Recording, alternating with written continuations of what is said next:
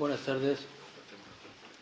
Da comienzo el acto público de apertura del curso académico 2025-2026 de la Real Academia de Jurisprudencia y Legislación de Granada, en el que, tras una dación de cuentas de la memoria del curso pasado, el excelentísimo señor presidente de la Real Academia de Jurisprudencia y Legislación de España, don Luis María Cazorla Prieto, disertará sobre la inquietante situación de nuestro Estado de Derecho y posteriormente procederemos a la entrega de premios de la convocatoria del año 2024.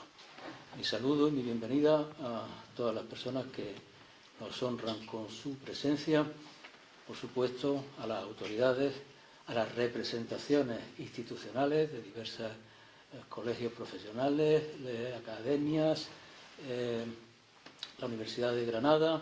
Bienvenidos todos.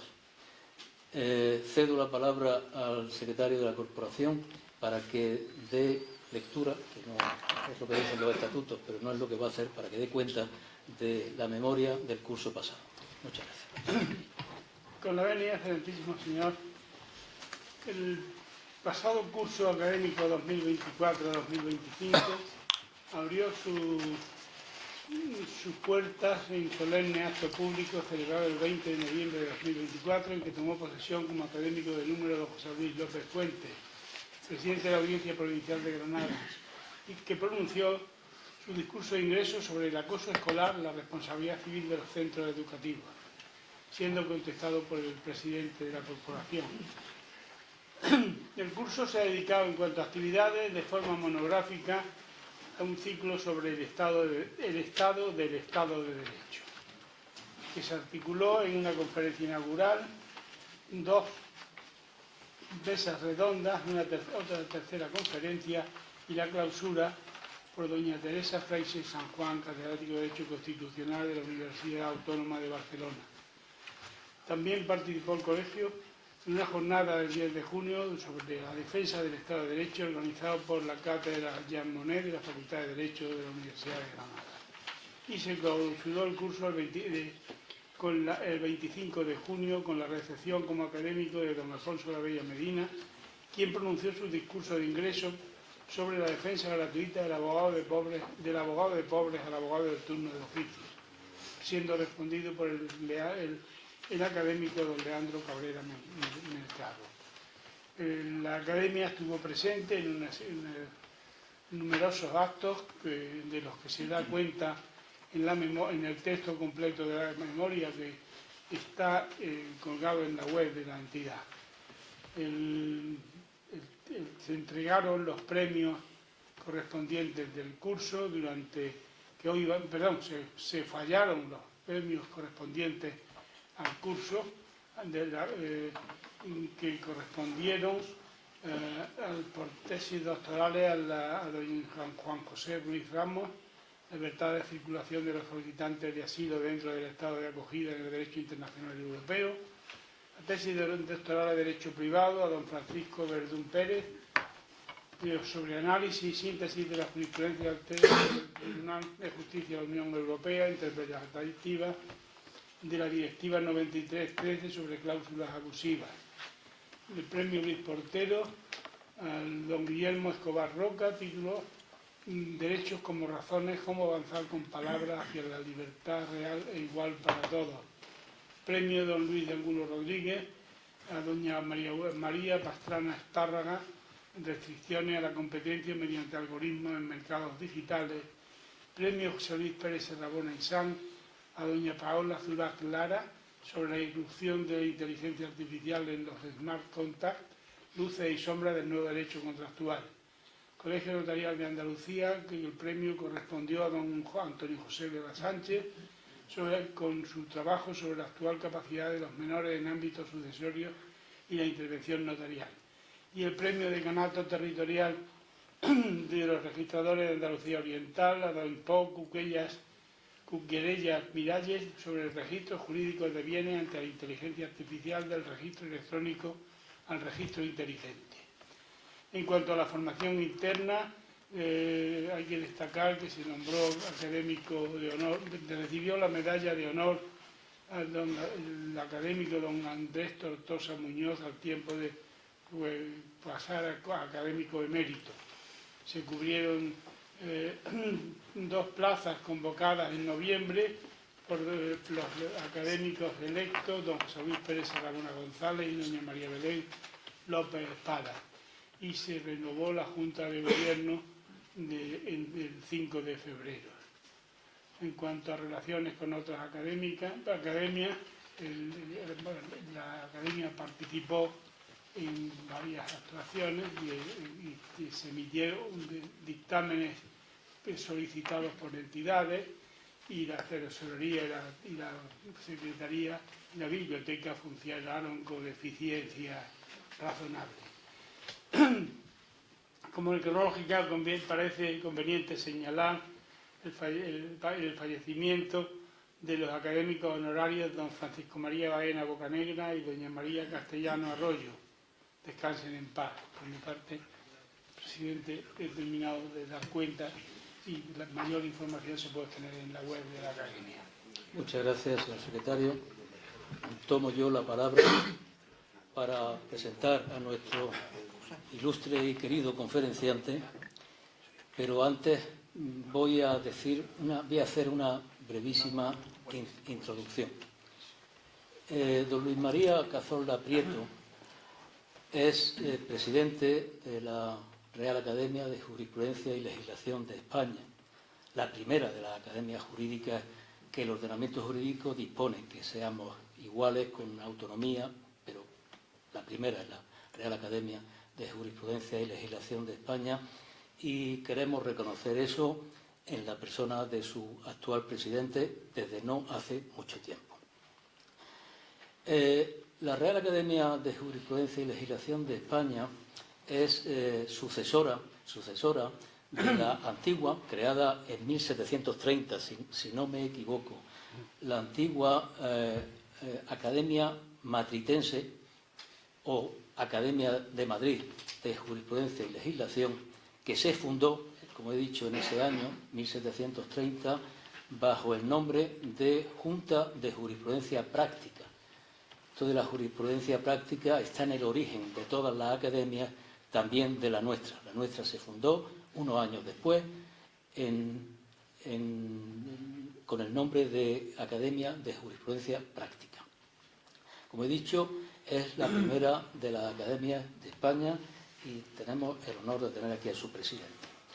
Pero don Luis María Cazorla Prieto es también presidente del Instituto de España, que es una corporación de derecho público que integra a las reales academias de ámbito nacional, creo que son 10 las academias de ámbito, reales academias de ámbito nacional, y efectúa una labor de impulso y de colaboración entre ellas, y también con las denominadas legalmente academias asociadas, entre las que se encuentra nuestra academia, la Academia de Jurisprudencia y Legislación de Granada, desde el año 1986. Según los antecedentes históricos que conocemos, los vínculos entre la Real Academia de Jurisprudencia y Legislación de España y la nuestra, la de Granada, se remontan al año 1838, año en que nuestra academia decidió modificar su denominación a la actual, excepto el calificativo real, Academia de Jurisprudencia y Legislación de Granada. La Junta de Gobierno, en el año 1838, acudió a la Academia Matritense de Jurisprudencia y Legislación y literalmente copió su estatuto. Entonces, nuestra academia, 2 años después de la Academia Matritense, aprueba unos estatutos que son transcripción práctica de los estatutos de la Academia de Madrid. 50 años después, el 6 de noviembre de 1878, siendo presidentes de ambas academias 2 ilustrísimas personalidades, la de Granada, don Felipe Sánchez Román, la de Madrid, don Gumersindo de Azcárate. Nuestra academia solicitó a la de Madrid vínculo fraternal, literalmente es lo que consta en los documentos que se conservan, y la Academia de Madrid lo aceptó, y además con reciprocidad de derechos, en una Junta General que aquella Academia celebró el 2 de febrero de 1879, así aparece en el apéndice de la memoria de 1879-1880, en que se recogen las comunicaciones producidas entre ambas academias. Y ya en el siglo XX, en el año 1928, había habido en Granada una epidemia de cólera que determinó la suspensión de actividades de la Academia de Granada. La historia de la Academia, y especialmente de Granada, está llena de avatares, de suspensiones, de reanudación de actividades. Pues, como digo, en ese año 1928 se extingue por consunción en la Academia de Jurisprudencia de Granada, y el Colegio de Abogados de Granada, que ha sido el creador y el impulsor de esta academia, solicitó su nueva puesta en funcionamiento. Y para hacerlo solicitó apoyo a la Real Academia de Jurisprudencia y Legislación de Madrid, que lo otorgó, y realizó una sesión con su presidente, don Ángel Osorio y Gallardo, otra ilustre personalidad del mundo del derecho, que se desplazó a Granada y, por lo que dicen los documentos que conocemos, pronunció una excelente conferencia, y se celebró en su honor una comida homenaje. Hoy, 97 años después, contamos otra vez con un presidente de la Real Academia de Jurisprudencia y Legislación ya de España. Y es un enorme honor para nosotros contar con él por su trayectoria y por lo que representa en relación con lo que son objetos del trabajo y de las preocupaciones de las academias. En este momento actual, ambas academias, ambos presidentes y los académicos compartimos una enorme preocupación por la situación de nuestro Estado de Derecho. En el caso de nuestra Academia de Granada, hemos dedicado todas las actividades públicas, desde la clausura del curso 2023-2024, todas al Estado de Derecho. La clausura del curso 2023-2024, sí, pensaba que me equivocaba de año. Pronunció un discurso la académica doña Asunción Torres López, que versaba, el título era El Estado de Derecho y, entre interrogaciones, muerte y resurrección. El año pasado, como ha leído el secretario en la reseña de la memoria, dedicamos todas las actividades al Estado de Derecho, y hoy, porque esa preocupación es compartida también por nuestro ilustrísimo invitado, también vamos a hablar del Estado de Derecho. Obviamente, como academias tenemos otras preocupaciones, otros aspectos del derecho y de la vida jurídica de los que ocuparnos, y este curso ya nos centraremos más en todos esos aspectos, sin olvidar el Estado de Derecho en función de cómo se desarrollen en nuestra nación los acontecimientos. Dicho esto, pues voy a presentar a don Luis María Cazorla Prieto, que me voy a limitar a leer lo que ha sido y lo que es, empezando por lo que es, y que cada cual saque sus consecuencias acerca de su personalidad profesional. Don Luis María Cazorla es licenciado y doctor en Derecho por la Universidad Complutense de Madrid, con premio extraordinario. Es catedrático de Derecho Financiero y Tributario. Es abogado del Estado. Es letrado de las Cortes Generales. Es inspector de servicios del Ministerio de Hacienda. Él sabrá cómo administra su tiempo. Ya he dicho los cargos que se empeñan en la Academia y en el Instituto de España, evidentemente. Es presidente de la Fundación Pro Real Academia de Jurisprudencia y Legislación de España. Es consejero de Estado y es presidente de Cazorla Abogados, a su vez de presidente del Consejo Asesor de Aranzadi La Ley. Si no me equivoco, que no lo tengo aquí, también es vicepresidente del Patronato del Museo Arqueológico. Sí, sí.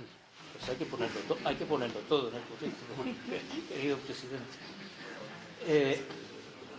Ha sido, ya hablo del pasado, director general del gabinete del ministro de Hacienda, secretario general del Congreso de los Diputados, letrado mayor de las Cortes Generales, secretario de la Junta Electoral Central, secretario general y del Consejo de Administración de Bolsas y Mercados Españoles, la sociedad propietaria de todas las bolsas españolas, vicepresidente primero del Comité Olímpico de España, miembro de la Comisión Jurídica del Comité Olímpico Internacional, vicepresidente del patronato del... estaba aquí. Retiro lo dicho, presidente. Vicepresidente del patronato del Museo Arqueológico Nacional. Además de dedicarse a todo eso que he dicho, que no sé si cabe en una vida, pero se ve que sí, es autor de más de 40 libros de distintas especialidades jurídicas y financieras. Pero es que además es autor de otras obras de oratoria parlamentaria y lenguaje jurídico, junto a varios libros de relatos y novelas históricas. Tengo entendido que tiene publicadas 8 novelas, una de ellas que se está presentando ahora, que presentaremos en Granada dentro de unos meses. Como se puede ver, le he invitado a que se la imponga porque su modestia se lo impedía. Está en posesión de la Gran Cruz de San Raimundo de Peñafort, además de la Gran Cruz del Mérito Militar, querido Teniente General, la Medalla al Mérito Deportivo y la Cruz al Mérito de la Guardia Civil. Yo creo que no hace falta valoraciones subjetivas, basta con mirar los datos. En la parte subjetiva yo solo tengo que decir que si lo admiro por todo lo que acabo de leer, lo admiro más por su personalidad humilde, generosa y dispuesta. Cuando lo llamé para invitarlo a pronunciar esta conferencia, tardó menos de 2 segundos en aceptar, muy a pesar de que es una persona con muchísimas ocupaciones, como es fácil colegir. A modo de ejemplo, y con esto concluyo, que mañana a las 11 de la mañana tiene sesión del Pleno del Consejo de Estado y allí estará. De manera que con esto termino estas palabras y cedo el uso de ellas a nuestro querido invitado. Antes de empezar, como este ambiente es casi de mesa de camilla, tengo que decir que yo suelo hablar sin leer, pero lo que voy a hablar tiene tal naturaleza que he preferido traducirlo a un texto escrito, entregarlo a la Academia, porque de lo que voy a hablar son de cuestiones que precisan hondura y lo que la escritura y la reflexión para llevarlo a una página exige. Dicho esto, comienzo. Espero no aburriros demasiado. Además, lo que hay detrás de estas líneas es mucha vida personal, mucho de lo que yo he vivido, sobre todo en 45 años de servicios ininterrumpidos al Congreso de los Diputados, de los cuales, como ha dicho el presidente, 9 años de secretario general y de letrado mayor de las Cortes. Tengo que empezar saludando al presidente de la Real Academia de esta muy excelente, ilustre e histórica academia, agradecer al Colegio de Abogados esta magnífica sala, saludar a las autoridades civiles y militares. Si lo llego a ser, me pongo la Gran Cruz del Mérito Militar, pero no estaba, o la Cruz de la Guardia Civil también, pero no estaba preparado para tanta cosa. Y además, en una sala en donde pues la historia nos rodea, veo allí a Luis Angulo, con el que compartí cuando era director general de Seguros, yo muy joven, director general del gabinete del ministro García Llovero, años. De manera que me encuentro cómodo, me encuentro agradecido y comienzo lo que he querido traducir, que es adaptado a esta situación lo que ya dije en el Consejo de Estado, entre otros ante el presidente del Tribunal Constitucional.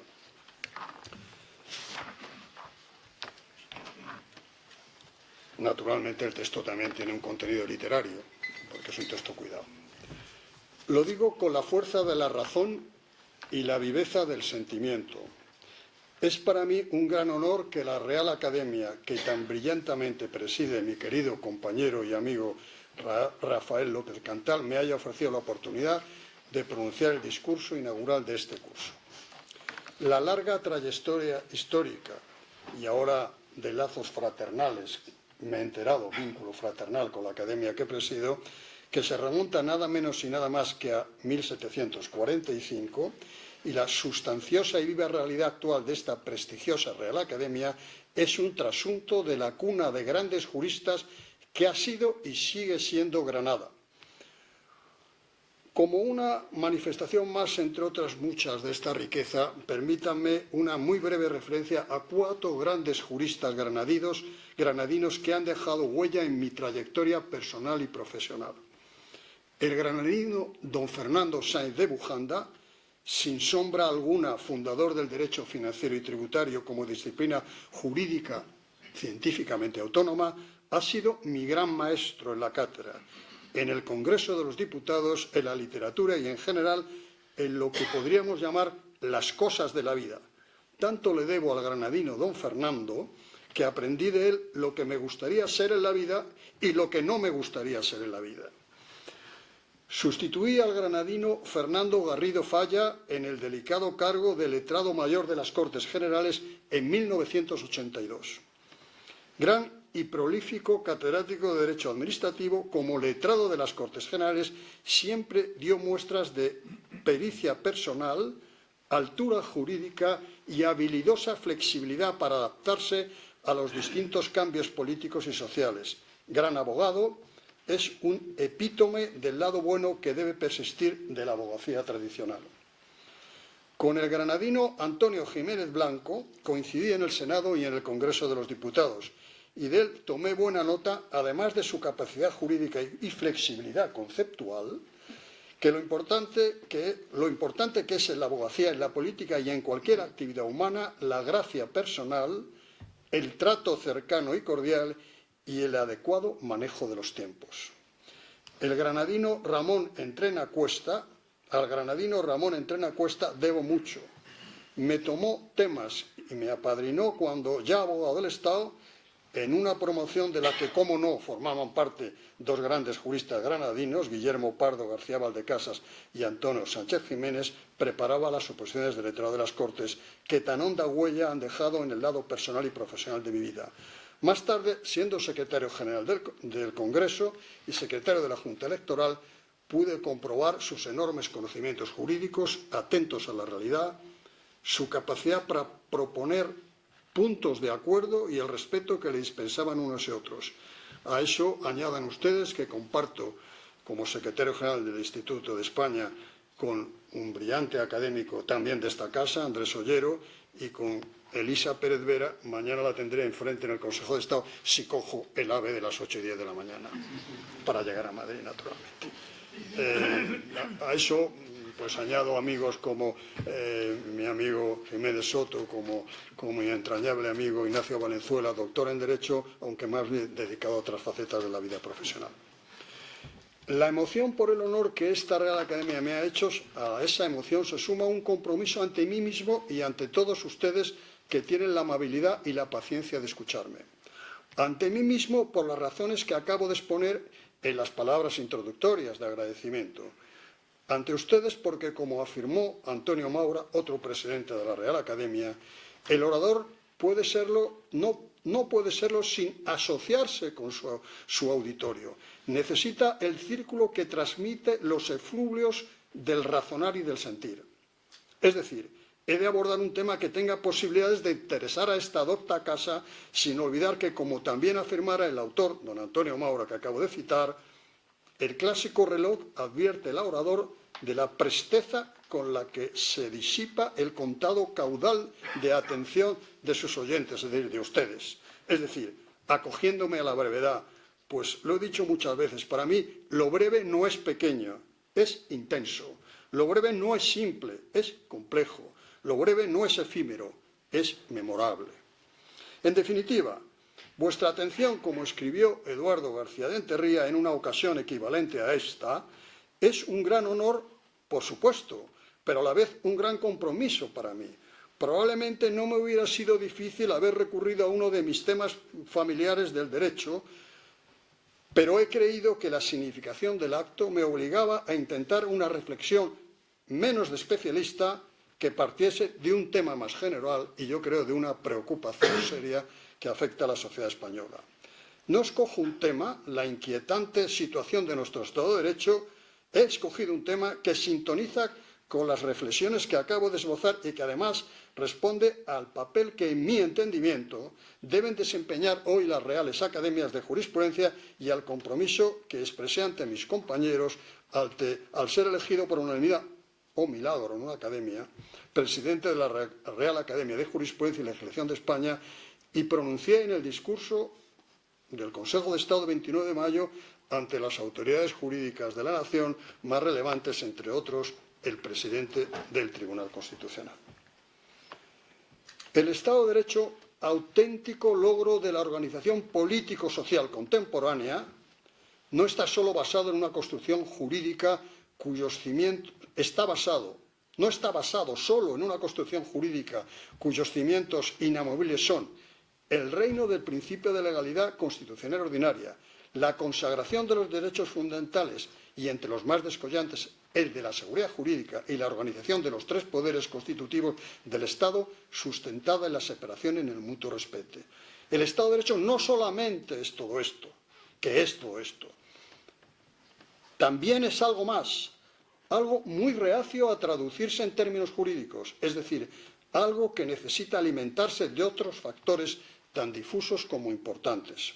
La salud del Estado de Derecho precisa, en todo caso, que los actores políticos y sociales respiren un notable aprecio al derecho y sus procedimientos como medio de canalización y solución de los conflictos individuales y colectivos. Y lo digo con toda claridad. Acudo ante ustedes con una enorme preocupación, la del rampante desprecio al derecho que va tomando cuerpo hoy en ciertos sectores de nuestra sociedad y de nuestro Estado. Repaso a continuación varias de las desacertadas opiniones en las que se asienta este lamentable fenómeno e injerto mi opinión entre ellas. Los juristas, se dice, tienden a ser conservadores y reacios al cambio, cuando lo que verdaderamente repugna a la mentalidad jurídica no es el progreso, sino el caos y el desorden, sobre todo en la forma de conseguir objetivos por innovadores que sean. El derecho, opinan algunos, es siempre un obstáculo, un impedimento en el camino para el logro de metas políticas avanzadas, por lo que es preciso relegar o reducir a su mínima expresión las exigencias de carácter jurídico, cuando todo lo contrario. El respeto al derecho es la mejor garantía del buen fin de lo que se pretenda, con independencia de la naturaleza de ello. Se postula en ciertos ámbitos que no es fundamental tener en cuenta ni hay que exagerar previsibles e incluso anunciados efectos negativos de una defectuosa elaboración o ejecución de la norma jurídica, cuando opostamente tal proceder ha creado en estas fechas situaciones muy opuestas a lo querido. El derecho, se añade por otros, no es más que un andamiaje o una apariencia formal que ni alberga valores y ni es un instrumento eficaz para su logro, cuando esto está hoy muy superado por el entendimiento principial y axiológico que impone la Constitución del 78. Por fin, frente a la voluntad política democráticamente expresada, que no tiene límites, defienden algunos que el derecho entraña indeseables cortapisas, cuando muy al contrario es el cauce para conseguir avances socioeconómicos perdurables. Como fruto de todo esto y de otros factores en los que no me puedo adentrar, las olas del desprecio al derecho van llegando a la playa de la seguridad jurídica, con consecuencias deplorables, y lo hacen impulsadas por la marejada del populismo en su vertiente jurídica. Como escribe en este sentido el académico de La Española, Darío Villanueva, cunde el auge de opciones populistas basadas en pulsiones emotivas y en pasiones difícilmente controlables. La salud del Estado de Derecho, además de lo que acabo de exponer, precisa de otro elemento que por su naturaleza y contenido no es reflejable en reglas escritas. Me refiero a la necesidad de que la aplicación de toda norma jurídica, y más aún si tiene trascendencia política, esté impregnada del sentido de los límites. Esto quiere decir que en todo Estado democrático de derecho hay límites que, aunque no hayan sido positivizadas, y quizá, aunque no se quiera positivizarlos, no pudieran serlo, han de ser respetados, no han de ser transgredidos con el propósito de que no se fisuren las crujías de la fórmula jurídico-organizativa que nos ocupa. He aquí una nueva inquietud suscitada por nuestro estado el actual Estado de Derecho. Se está perdiendo el sentido de los límites no escritos y límites que son imprescindibles para aceitar, para lubrificar el fundamento de los andamiajes del Estado de Derecho. En efecto, asistimos con indeseable frecuencia a que cuando pensamos que las instituciones, categorías o conceptos jurídicos han llegado al límite de su elasticidad, se resquebraja este límite y se abre la puerta a que cualquier límite, por muy flexible que sea endeble ante el empuje político, económico, social y sucumbe ante él. El debilitamiento de los límites que, aunque no escritos, deben nutrir la vida del Estado de Derecho es fruto de varios resortes, tanto de carácter individual como colectivo. Me limito a traer una referencia a los más poderosos. El funcionamiento de nuestro sistema de partidos, en mi opinión, ha evolucionado desafortunadamente hacia algo que empieza a recordar en ciertos aspectos a la dictadura del partido. Las prescripciones, las órdenes, para ser más claro, provenientes del partido político de turno, sea cualquiera, no miro ni a un lado ni a otro, circulan dañinamente por las venas que irrigan la musculatura de las instituciones y mecanismos propios del Estado de Derecho, perturban gravemente su funcionamiento y desdibujan sus límites escritos y no escritos a los que tales mecanismos, los del Estado de Derecho, han de atenerse. Esta poderosa palanca generadora de la actual inquietud, bastante generalizada entre juristas, ante la situación de nuestro Estado de Derecho, se ve mayúsculamente favorecido por algunas de las características atribuibles a parte de nuestra clase política. La generalización de la llamada carrera política, en virtud de la cual quien la sigue no conoce otros horizontes profesionales y solo es capaz de mantenerse económica y profesionalmente con el desempeño de puestos políticos, esto facilita mucho que se tienda a pensar que, aunque se pretenda guardar las experiencias de las estructuras jurídicas puramente formal, debe prevalecer la voluntad del partido por encima de ciertos límites jurídicos escritos y otros extrajurídicos no escritos. La Constitución del 78 fue consecuencia de fructíferos consensos empeñados en encontrar el mínimo común de todas las fuerzas políticas y de los diputados y senadores integrados en ellas que lo aprobaron. Esta forma de abordar su elaboración trajo consigo indeterminaciones que su desarrollo posterior, aplicación consuetudinaria y jurisprudencia interpretativa estaban llamados a colmar. Me gustaría miraros también, porque no sé hablar sin mirar a quien me dirijo, pero no me resulta fácil atender a los dos frentes. Este planteamiento metodológico y la plasmación escrita a la que llegó desembocaron con cierta frecuencia en un campo jurídico muy abierto e impreciso, dentro del cual las distintas opciones políticas podrían desarrollar sus programas. Un entendimiento congelado y pétreo del texto constitucional vigente es máximamente rechazable. El formidable potencial de los valores y principios constitucionales, la dicción abierta de muchas normas y la configuración relativamente abierta de instituciones capitales del Estado de Derecho permiten un entendimiento evolutivo y sintonizante con una realidad social en cambio acelerado. Pero el diseño abierto del texto del 78, al diseño abierto se contraponían ciertos límites escritos y no escritos, considerados infranqueables en el momento de su elaboración y las primeras fases de su desarrollo. Empecemos por los escritos. El formidable potencial de los valores y principios constitucionales se topaba con límites impuestos constitucionalmente. En efecto, nuestra Constitución no es una Constitución chicle, permítame esta expresión tan impropia de este foro. La naturaleza evolutiva a la que me refiero puede llegar hasta que tope con lo que el ponente constitucional Miguel Herrero de Miñón, toisón de oro en estos días, llama constitución principal o núcleo sustancial que no es posible alterar sin desfigurarla sustancialmente hasta hacerla formalmente a la misma y materialmente otra.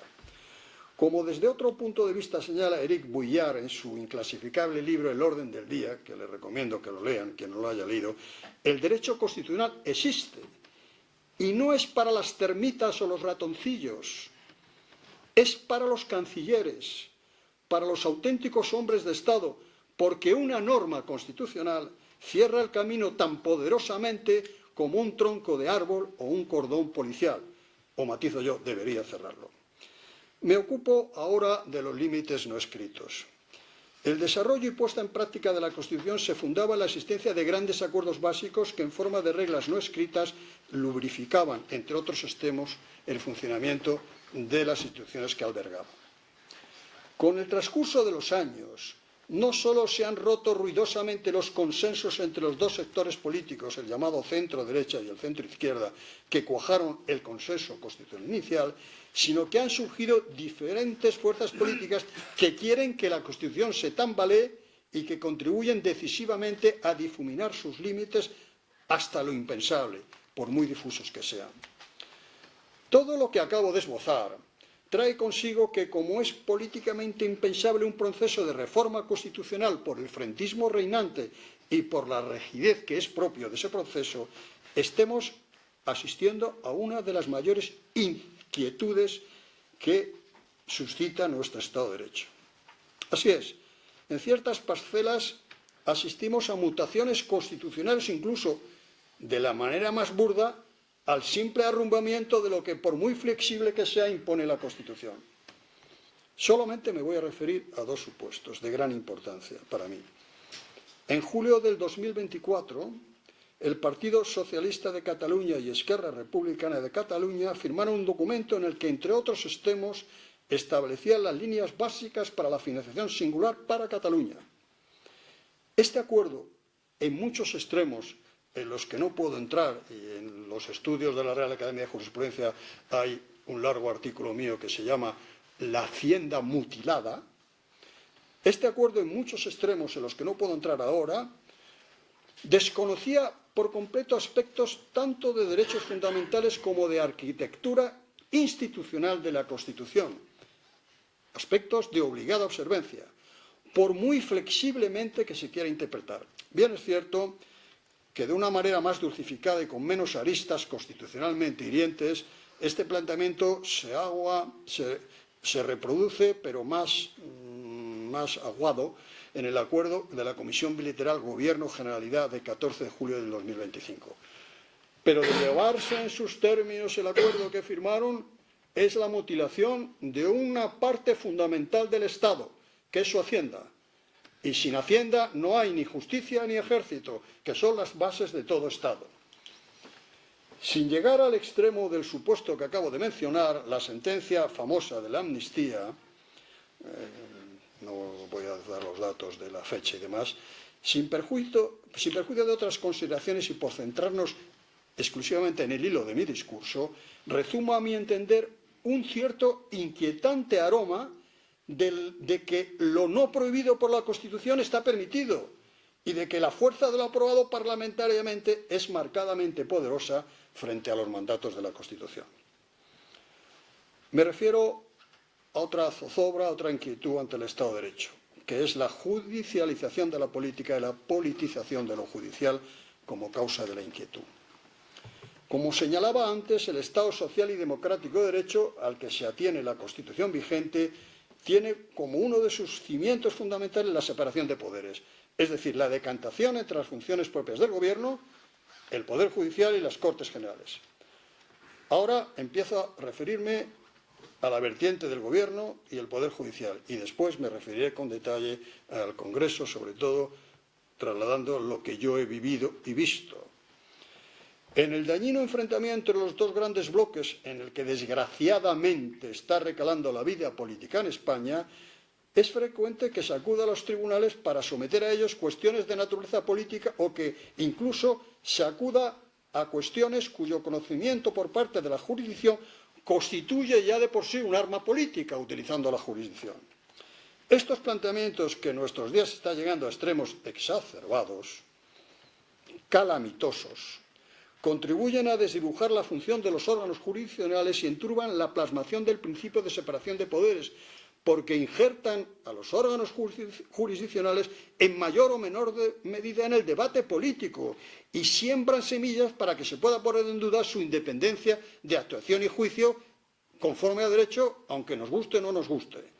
Me refiero que sea conforme a derecho, aunque sobre derecho hay muchas opiniones. Y a los abogados las sentencias que nos dan la razón nos gustan y las que no nos dan razón no nos gustan, pero lo que queremos es que estén fundadas y que no sean disparates jurídicos. Amenaza temible de la separación de poderes que nos asalta ponzoñosamente es la politización de lo judicial. El gobierno, nuestro sistema parlamentario representativo, es sostenido por un partido o un conjunto de ellos que forman la mayoría parlamentaria, y eso es el juego parlamentario. Y el gobierno puede actuar a través de los partidos políticos que lo sustentan parlamentariamente. Por estos cauces de la separación de poderes, y por tanto una de las crujías esenciales, cimentales de nuestro Estado de Derecho, empalidece, y aquí una máxima inquietud entre bastantes juristas. Se trata de que el gobierno quiera imponer sus criterios a través de la acción de los partidos políticos que le apoyan en materias conectadas más o menos directamente con la función jurisdiccional.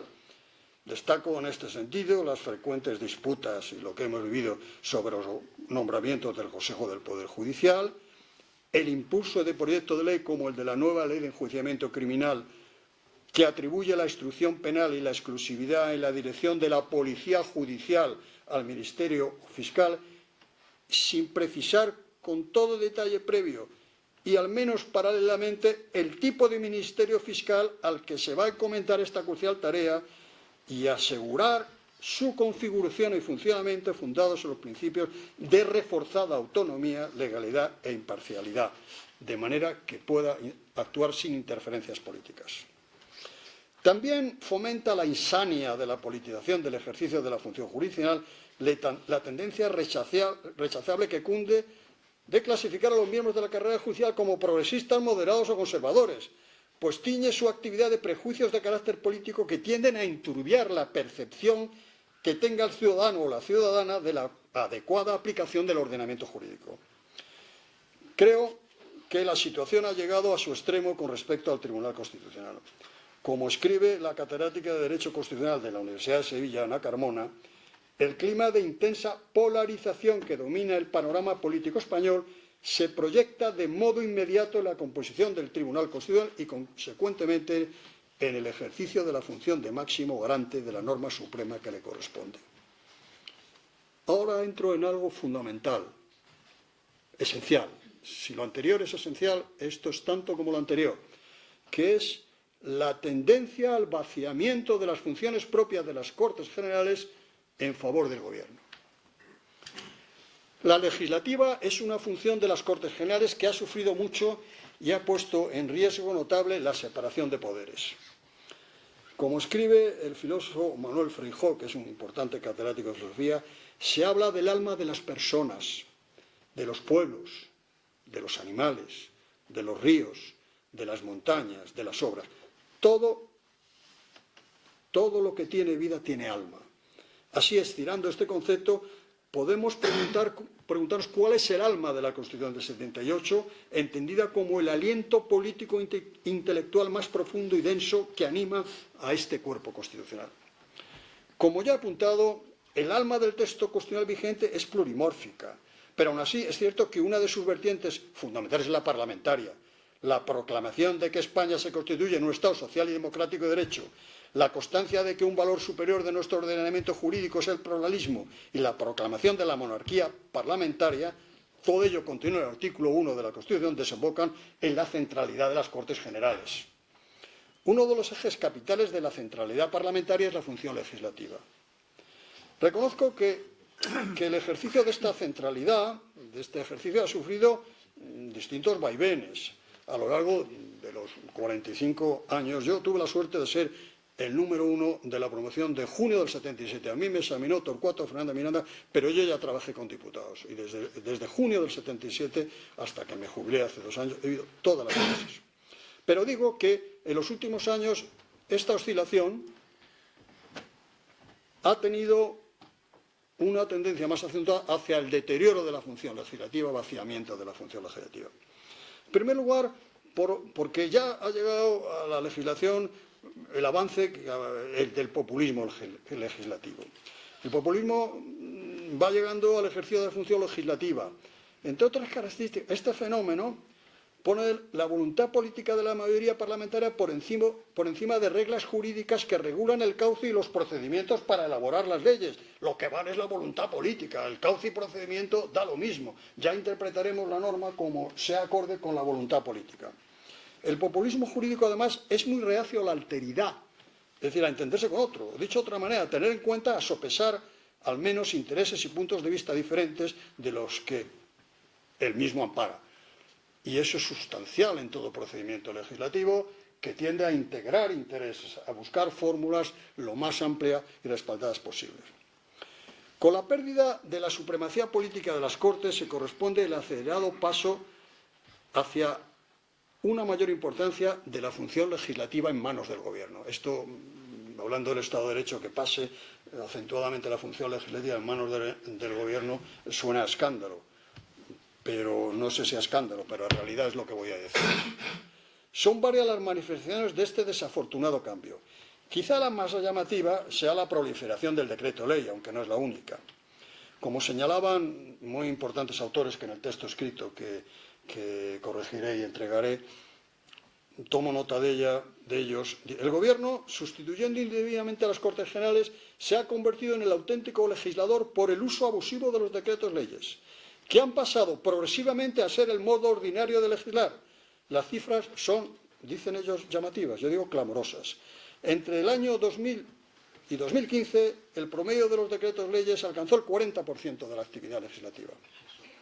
Desde 2016 hasta octubre del 2021 se dictaron 216 decretos leyes frente a solo 69 en el periodo anterior. Desde entonces hasta ahora, los decretos leyes suponen el 70% de la actividad legislativa. Pese a que la Constitución atribuye la potestad legislativa como un eje esencial del Estado de Derecho a las Cortes. Por este abusivo camino, uno de los factores que el adecuado ejercicio de la función legislativa reclama sufre lo indecible. La publicidad, la transparencia, la posibilidad de integración de intereses, la existencia de mecanismos de mejora técnica que caracterizan a un proyecto de ley tramitado debidamente, desaparecen casi por completo y todo queda reducido a un debate en el Pleno de la Cámara en el que, además de la intervención oral de pocos, la participación de los diputados se reduce a votar, sin posibilidad de presentar enmiendas. Otro cauce del deterioro acelerado de la función legislativa y, por tanto, del Estado de Derecho ha sido la utilización inadecuada y abusiva de las proposiciones de ley. Cauce por el que ciertos grupos parlamentarios han ejercido la iniciativa legislativa para abordar materias tan propias de la iniciativa del Gobierno como las penales y la de creación de tributos. Por este camino, la información previa, la participación de órganos consultivos como el Consejo de Estado, de grupos de interés a través de preceptivas audiencias públicas desaparecen con el empobrecimiento que se deriva de ello para el ejercicio correcto de la función legislativa. Pero hay todavía más, hay un paso más, también lamentable, deterioro de la función legislativa que se ha abierto camino con fuerza, que ha sido la de presentación de enmiendas a proposiciones de ley, creando incluso tributos, el conocido impuesto de los ricos, esto que llaman impuesto de los ricos, se introdujo mediante una enmienda en el último momento en una proposición de ley. Es decir, limitan la capacidad de los diputados y senadores pertenecientes a grupos distintos al proponente de presentar enmiendas, lo que vulnera el pleno ejercicio de las funciones legislativas. Pero todavía hay más. En los dos últimos supuestos que he dicho, la amnistía y la creación de un tributo, nada menos y nada más, lo que hay detrás de estas iniciativas legislativas es, entre otros extremos, un mecanismo para que la función legislativa caiga en manos del Gobierno. Esto es la práctica de vivirlo, esto hay que estar para verlo. En efecto, los grupos parlamentarios no están preparados técnicamente para articular por vía de una proposición de ley la aprobación de normas tan complejas como las de naturaleza penal o tributaria.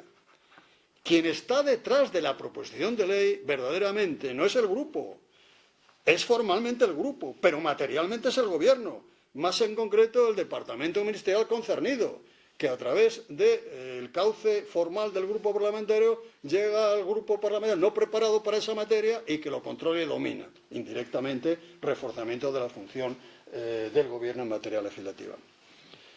De esta manera, además, el Gobierno se libera de trabas y requisitos para ejercer el impulso legislativo con detrimento de la función legislativa de las Cortes Generales, del ejercicio de derechos por parte de los parlamentarios y de la calidad técnica jurídica de las leyes, que no es precisamente están viviendo el mejor de los momentos, la técnica legislativa.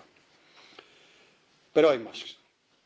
Las características personales de los diputados y senadores han sufrido una notable transformación desde la legislatura constituyente que yo conocí y las inmediatamente posteriores, algo que hoy puede afirmarse y debe afirmarse con respecto a todos los grupos parlamentarios. Todos estos fenómenos no son de ahora, ahora se acentúan, pero muchos de ellos vienen de lejos. Esto no es una concatenación de causas y sobre todo de no haber sabido en un momento determinado quien lo tocara y dice, eso no, hasta ahí hemos llegado. Pues bien, la llegada a la Cámara de Parlamentarios con casi exclusivamente carrera política y con menos capacitación técnica y experiencia profesional que en etapas ya lejanas es una constante predicable del Congreso y del Senado. En paralelo a esto, se ha desarrollado un proceso aceleradísimo de proliferación normativa y de normas enmarañadas de la Unión Europea, autonómicas, nacionales, es decir, que coincide la disminución de la capacitación técnica del que tiene que abordar el tratamiento y elaboración de una norma con la complejidad cada vez mayor del ordenamiento jurídico. La combinación de estos dos extremos recala en una situación que favorece notablemente el deterioro de la función legislativa. Nos encontramos ante un aluvión normativo de creciente complejidad técnica y, por otra, ante el decrecimiento de la especialización y capacidad técnica de los que lo tienen que abordar. Esta, a su vez, redunda en el vaciamiento de la función legislativa. El diputado y el senador, individualmente considerado, y el grupo al que pertenece, como no tienen la suficiente capacidad técnica para abordar la tarea legislativa con las debidas condiciones de información y conocimiento, quedan en manos de los que ocupan cargos en el gobierno y de sus técnicos. Con ello, la participación de la Cámara material, no formal, en el ejercicio de la función legislativa queda inexorablemente disminuida y con tendencia acusada a convertirse en un proceso de estampillado formal y no de elaboración sustancial de una norma. No preocuparos porque ya estoy acabando. Con arreglo a la brevedad que anuncié al principio, porque son 16 hojillas, pero ya estoy a la 14, o sea que no cunda el desánimo que sufre el abuso del conferenciante. Pero es importante lo que os voy a decir, porque quiero acabar también con algo que no está escrito en norma jurídica y después sobre el papel de las academias en este asunto. Lo no escrito. El espíritu y el estilo son componentes esenciales del alma parlamentaria, a la que me refería antes. Repito, el espíritu y el estilo. Son exigibles a toda institución de esta naturaleza que aspire a desarrollar adecuadamente sus cruciales funciones. Un determinado espíritu debe impregnar la actividad parlamentaria y rodear todo lo que se haga en la Cámara y a los que lo hagan, aunque no se plasmen textos jurídicos. El espíritu, en suma, es la sustancia del alma parlamentaria y en su versión buena impide interpretaciones de normas reglamentarias meramente formales o abusivas, que choquen con la representatividad, la transparencia, la publicidad, la participación de todos los miembros y el respeto a los que en ese momento no tengan el poder y pueden tenerla en el día de mañana y debes desear que no te hagan a ti lo mismo. A su vez, el estilo es el complemento del espíritu y ambos son piezas básicas del alma parlamentaria. El buen estilo parlamentario va mucho más allá de lo que una norma escrita puede decir. Debe empapar las relaciones entre diputados y senadores y por encima de que se plasme o no, debe respirarse en la Cámara y presidir estas relaciones. El buen estilo parlamentario impone que, por hondas insalvables que puedan ser las diferencias políticas, se manifiesten con el debido decoro y respeto hacia el rival. Los insultos, los gestos despreciativos, el estruendoso grito descalificador, las faltas de respeto, por poner solo algunos de los muchos ejemplos posibles y actuales, dañan gravemente el estilo que reclama la buena salud del alma de las cámaras. Y el alma de las cámaras forma parte de uno de los principios fundamentales o uno de los ejes fundamentales del Estado de Derecho. El buen estilo va mucho más allá de la mera cortesía. Conforma el caparazón del espíritu parlamentario, guarda una estrecha conexión con este y ayuda mucho al buen funcionamiento de la institución parlamentaria y a la postre, a la salud democrática de nuestro sistema político. El alma del Congreso y del Senado está enferma, por el deterioro que aqueja su espíritu y por el deteriorado estilo parlamentario que predomina. El fenómeno viene desgraciadamente de lejos y en mayor o menor medida son muchos y variados los causantes, aunque, como ya he apuntado, se ha acentuado en las últimas fechas. Esto ha contribuido al desprestigio de diputados y senadores y, en definitiva, de las cámaras y, en definitiva, del sistema democrático. Me refiero, por fin, por algo que hace saltar mis conocimientos, hombre, ya un poco olvidados, pero todavía subsisten de catedrático de Derecho Financiero y, sobre todo, si mi maestro granadino don Fernando Sáez de Bujanda lo vivieras, en fin, se volvía a morir, que es la prórroga presupuestaria. La prórroga presupuestaria. Esto es una situación que verdaderamente atenta a las crujías de un Estado democrático, de la función legislativa de un Estado y a un principio hasta medieval. No hay impuestos sin representación. Si este principio de consentimiento viene de la Edad Media. Por tanto, bien, pues esto ni lo voy a leer porque no hace falta. Es decir, la Constitución lo prevé en su supuesto de prórroga automática si en una fecha determinada no está aprobada, pero es una excepción en un entendimiento funcional, espiritual, de los límites, del sentido, una excepción temporal, limitada en el tiempo, que además suele ser situación puente a que si no te aprueban el presupuesto hay que sacar consecuencias políticas de las que no quiero hablar. Pero prorrogar por 2 años y el tercero parece que está en ciernes el presupuesto, esto constituye un entendimiento mutante, abusivo de la Constitución y, por otra parte, un vaciamiento de una de las vertientes esenciales de la función legislativa, cimiento del Estado de Derecho, que es la función legislativa en su vertiente presupuestaria.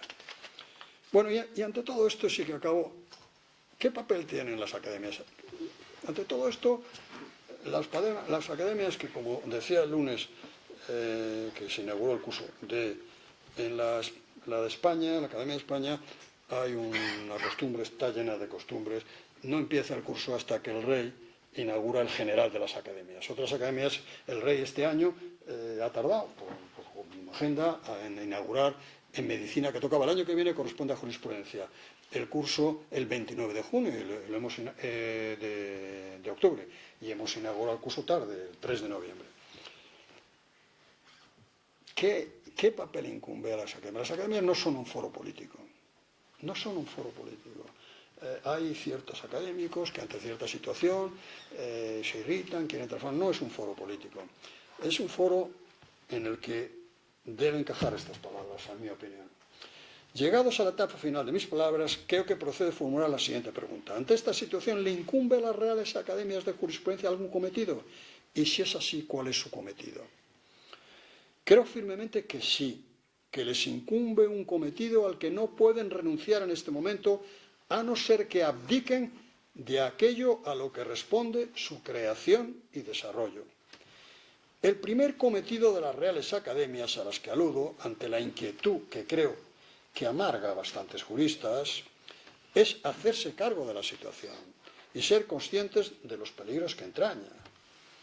Tomada la conciencia de lo que he suscitado hoy, considero que también es función de las reales academias de jurisprudencia analizar el fenómeno en el marco de sus trabajos ordinarios y extraordinarios y profundizar en las particularidades de cada una de sus aristas, acompañado todo ello del esfuerzo de trasladar el resultado y las conclusiones a los poderes políticos, para que hagan caso o para que no hagan caso. Se trata de cumplir tu función, trasladarlo, y también a la sociedad a través de los medios de comunicación social a los que puedan llegar.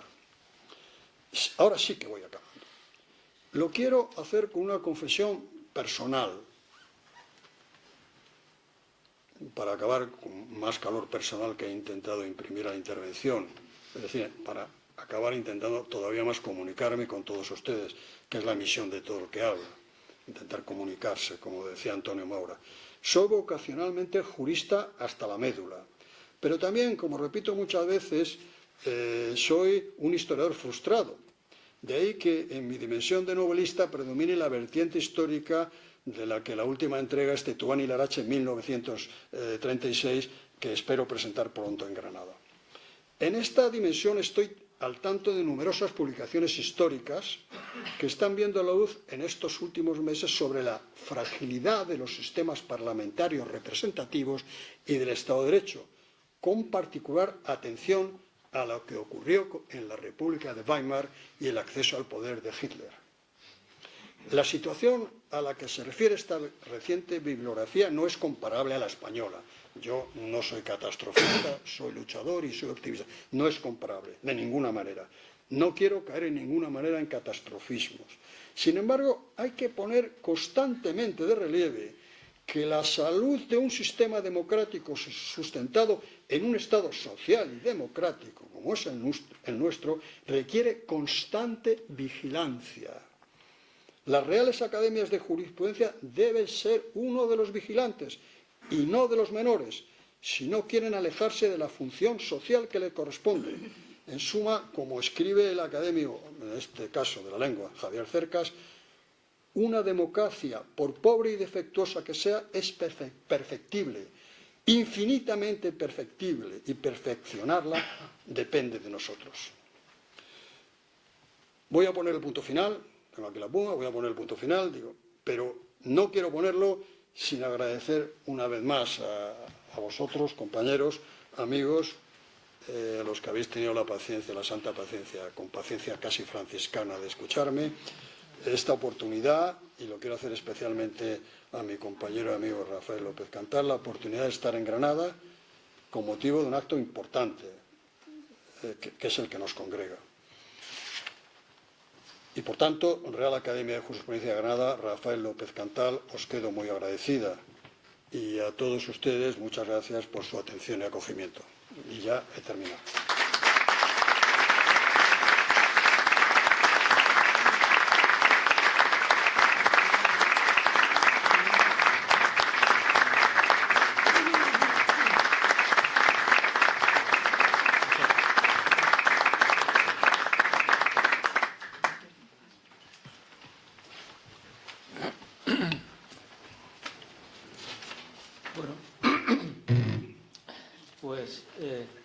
Al igual que hice con el currículum de don Luis María Cazorla, voy a hacer con la conferencia, que no ha sido una conferencia, ha sido una lección magistral, que acaba de pronunciar, que cada cual saque sus consecuencias.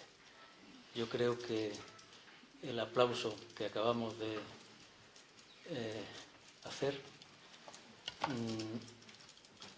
que ha excedido de los límites de lo académicamente correcto, había calor, había alma, es una señal del agradecimiento, del reconocimiento del brillantísimo análisis que ha realizado, querido Luis María, de nuestro Estado de Derecho, y creo que lo que nos incumbe a todos es meditar y cumplir con la función social que nos acaba de señalar y que creo que en esta academia tenemos bien clara, precisamente por lo que he dicho en mis primeras palabras, de dedicación a este problema concreto de la sociedad española en este momento específico en que nos encontramos.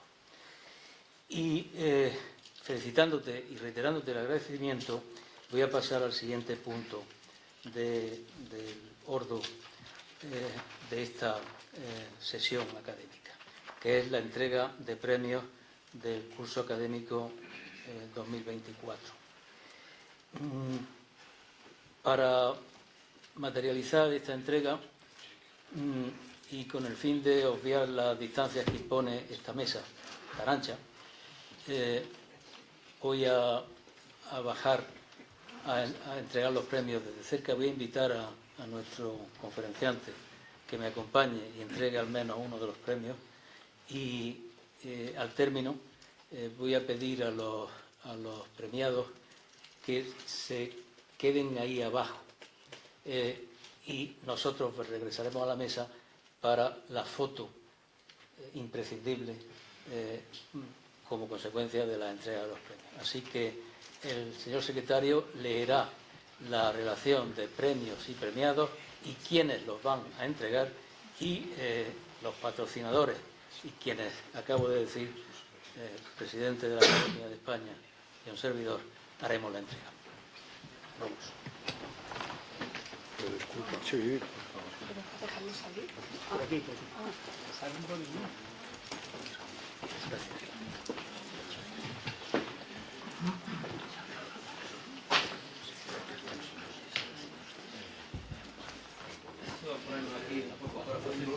Cuatro o 5 escalones. Con lo venido, 5 excelentísimo escalones, señor. eso es el cielo.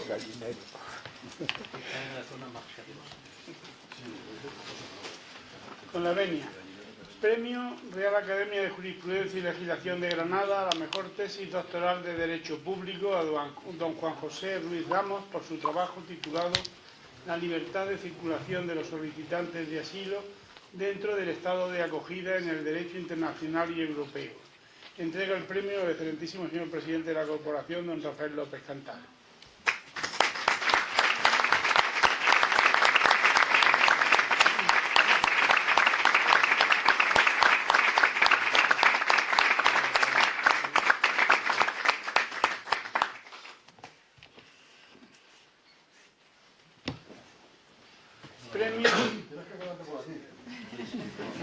Premio Real Academia de Jurisprudencia y Legislación de Granada, la mejor tesis doctoral de Derecho Privado a don Francisco Verdún Pérez por su trabajo titulado Análisis y síntesis de la jurisprudencia del Tribunal de Justicia de la Unión Europea, interpretadora de la Directiva 93/13 sobre cláusulas abusivas con propuestas de ley referenda a fin de elevar la protección del consumidor. Entrega el premio al excelentísimo señor presidente de la Real Academia de Jurisprudencia.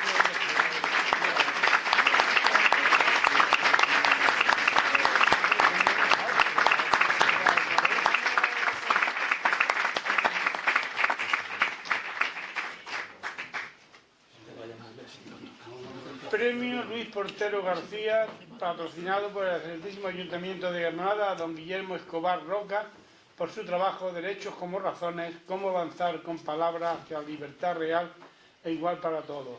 Recoge el premio don Carlos Francisco Molina del Pozo y entrega el premio a la ilustrísima señora doña Ana Belén Sánchez Requena, concejala del excelentísimo Ayuntamiento de Granada.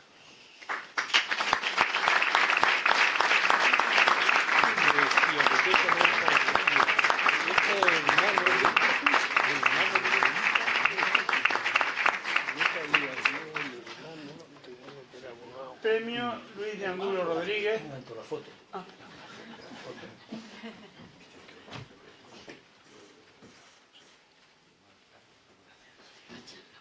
Premio Luis de Angulo Rodríguez, patrocinado por la Fundación Mutualidad de la Abogacía a doña María Pastrana Espárraga por su trabajo Restricciones a la competencia mediante algoritmos en mercados digitales.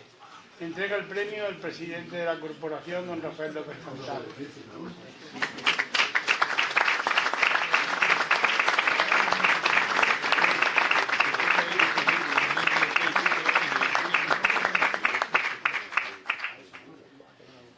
Premio José Luis Pérez Serrabona.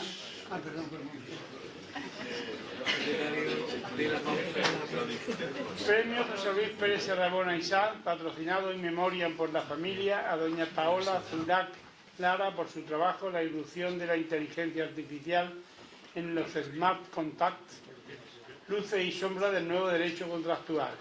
Entrega el premio en representación de la familia del ilustrísimo señor don José Luis Pérez Serrabona González, decano de la Facultad de Derecho de la Universidad de Granada y académico de número electo de esta corporación.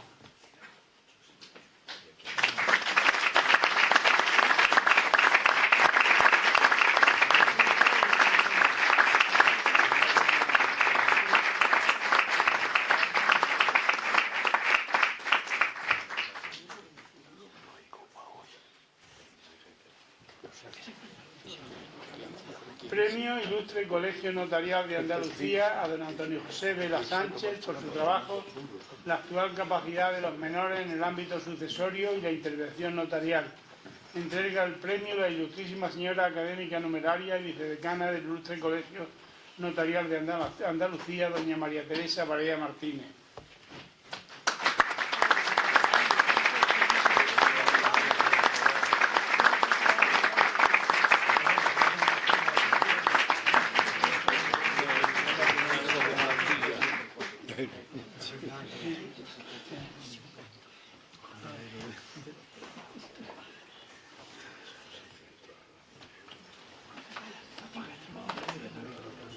Premio Decanato Territorial de Registradores de Andalucía Oriental a don Pau Cuquerella Miralles por su trabajo en los registros jurídicos de bienes ante la inteligencia artificial, del registro electrónico al registro inteligente.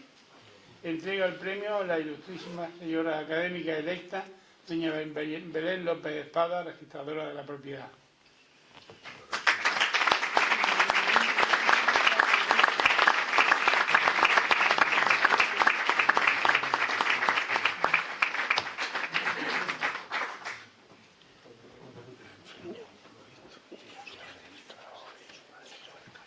Regresamos a nuestro sitio y os hacéis la presentación con nosotros.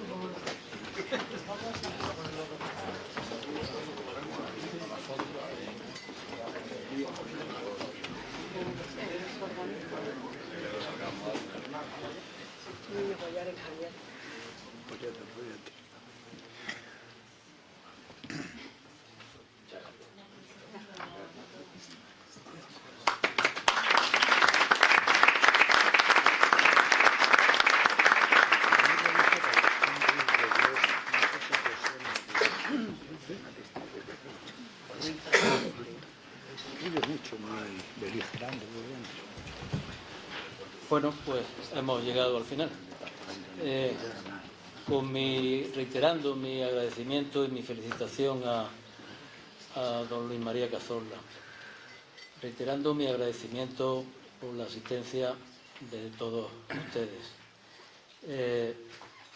Agradeciendo a los patrocinadores su labor que apoya la que en pro de la cultura jurídica quiere desarrollar esta academia. Levantamos la sesión. Muchas gracias.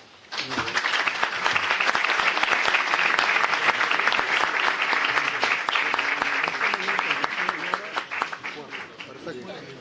1 hora y cuarto.